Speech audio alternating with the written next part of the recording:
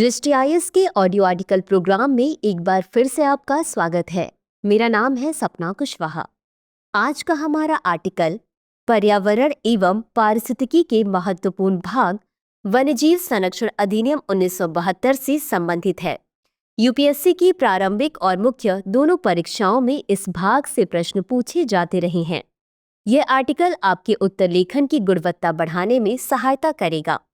यह audio article सामान्य अध्ययन प्रश्न पत्र 3 के पर्यावरण एवं पारिस्थितिकी खंड से जुड़ा है। तो आइए आर्टिकल की शुरुआत करते हैं। भारत में जंगलों, वन्यजीवों और प्राकृतिक संसाधनों की अत्यधिक विविधता है, जो हमारी पारंपरिक और सांस्कृतिक धरोहर का अभिन्न हिस्सा है।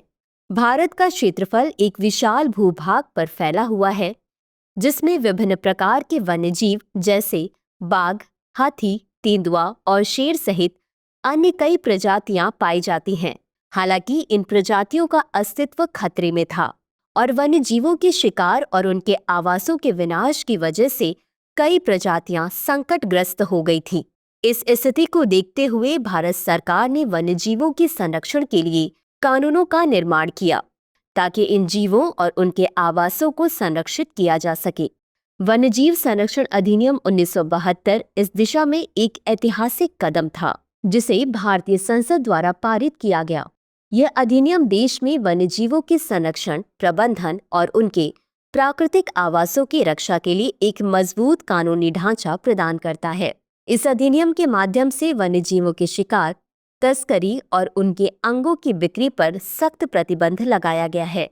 इस ऑडियो आर्टिकल में वन्यजीव संरक्षण अधिनियम के विविध पहलुओं पर विस्तार से चर्चा की गई है। सबसे पहले जानते हैं कि वन्यजीव संरक्षण अधिनियम का इतिहास और उद्देश्य क्या है। भारतीय समाज में प्राचीन समय से ही वन्यजीवों का सांस्कृतिक और धार्मिक महत्व रहा है, लेकिन औद्योगिकीकरण और आधुनिकता के साथ साथ विभिन्न मानव गतिविधियों के कारण वन्यजीवों की प्रजातियां तेजी से समाप्त होने लगी। शिकार, वनों की कटाई और वन्यजीवों के प्राकृतिक आवासों का विनाश, इन सभी ने भारतीय जैव विविधता को गंभीर रूप से प्रभावित किया। विशेषकर 20वीं सदी के मध्य तक कई वन्यजीवों की प्रजातियां जैसे बाघ, हाथी और शेर संरक्षण के संकट का सामना कर रही थीं। इन परिस्थितियों में भारत सरकार ने एक सशक्त और प्रभावी कानून बनाने की आवश्यकता महसूस की, ताकि वन्यजीवों की रक्षा की जा सके और उनके आवासों का संरक्षण सुनिश्चित किया जा सके।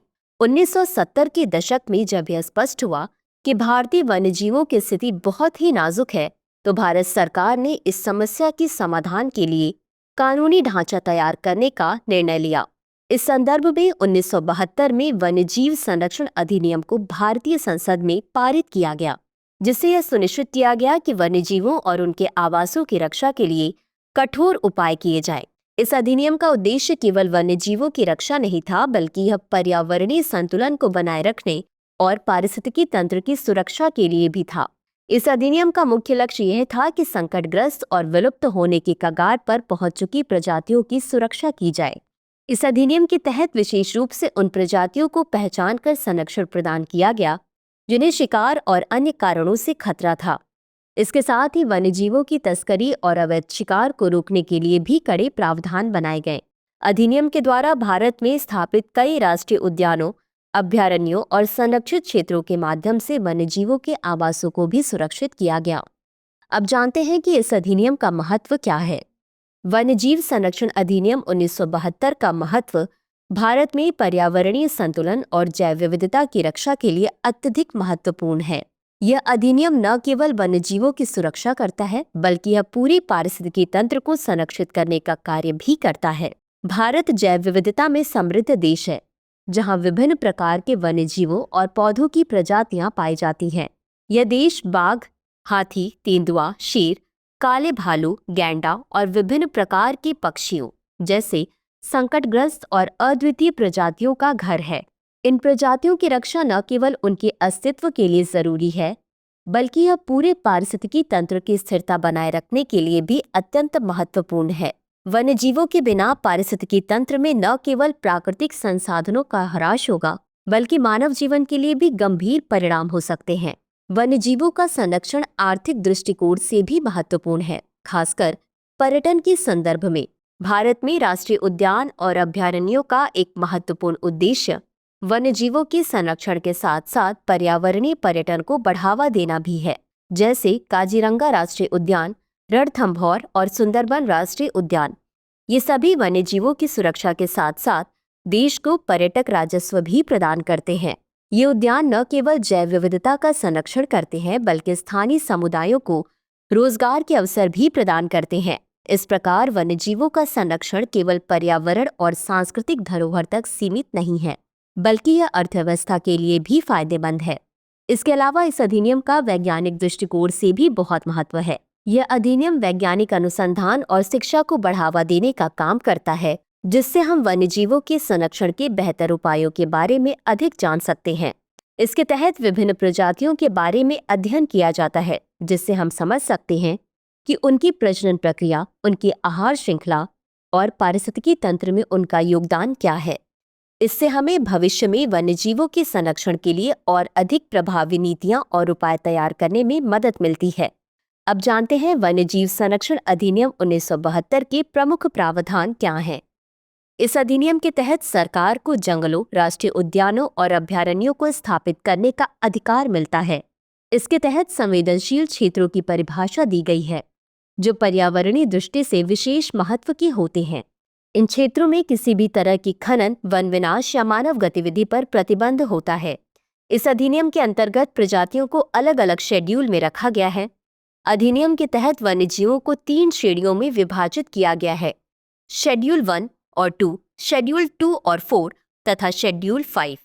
शेड्यूल 1 और 2 में ऐसी प्रजातियां आती हैं जिन्हें विशेष संरक्षण की आवश्यकता होती है। वहीं शेड्यूल 3 और 4 में शामिल प्रजातियों की रक्षा की जाती है, लेकिन इनका संरक्षण शेड्यूल 1 और 2 जितना कठोर नहीं होता। इसके अलावा शेड्यूल 5 में शामिल प्रजातियों पर भी कुछ प्रतिबंध होते हैं, परंतु ये अन्य श्रेणियों की तरह संरक्षित नहीं होते हैं। साथ ही इस अधिनियम के तहत वन्यजीवों का शिकार और उनके अंगों का व्यापार अवैध माना जाता है। अधिनियम के अंतर्गत शामिल वन्यजीवों का शिकार करने वालों पर कठोर दंडात्मक कार्यवाही की जाती है। उल्लेखनीय है कि अधिनियम में शामिल वन्यजीवों की तस्करी, शिकार और वन्यजीवों के अंगों की बिक्री पर पूर्णतः प्रतिबंध होता है। बता दें कि अधिनियम के तहत संकटग्रस्त प्रजातियों के संरक्षण के लिए विभिन्न प्रजनन कार्यक्रमों का संचालन किया जाता है। उदाहरण के तौर पर बाघों की प्रजनन योजना, हाथियों के लिए संरक्षण कार्यक्रम आदि। लेकिन सवाल है कि वन्यजीव संरक्षण अधिनियम के कार्यान्वयन में चुनौतियां क्या-क्या हैं।